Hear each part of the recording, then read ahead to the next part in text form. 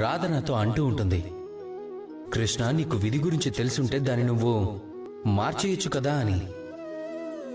ఒకవేళ మహాదేవులు ఇలా అన్నారనుకోండి, కృష్ణ నీకు సాంబ విధిరాత ఇది అని తెలిసినప్పుడు తనని మార్చాలని ప్రయత్నం నువ్వు ఎందుకు చేస్తున్నావు?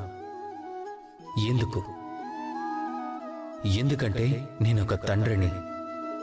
ఏ తండ్రి కర్తవ్యమైనా ఏమిటంటే తను ఏ స్థితిలో ఉన్నా సరే తన సంతానాన్ని సంతోషంగా ఉంచడమే. విధి గురించి నాకు తెలుసు, అలానే ఇంకొకటి కూడా తెలుసు, కర్మను మించిన విధి మరొకటి ఎక్కడా లేదు అని. అనుభవం చెబుతుంది కర్మల ఫలితంగా విధి రాసిన రాతని కూడా మార్చేయచ్చు అని. అందుకే ఒకవేళ మీకు జీవితంలో ఎప్పుడైనా సరే ఇది అసంభవం అనిపించినప్పుడు ప్రయత్నించడం మాత్రం మానకండి.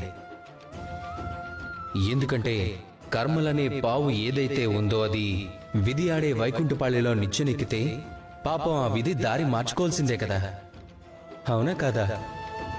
అందువల్ల విధిని కర్మగా భావించి ఊరికే కూర్చోకండి. మీ విధిని మీ కర్మల ద్వారా రూపొందించుకుంటున్నారు అంటే ఆ కర్మే మిమ్మల్ని గెలిపించి తీరుతుంది.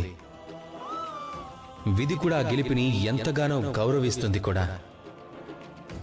అందుకే రండి నాతో ప్రేమగా పలకండి, రాధా కృష్ణ.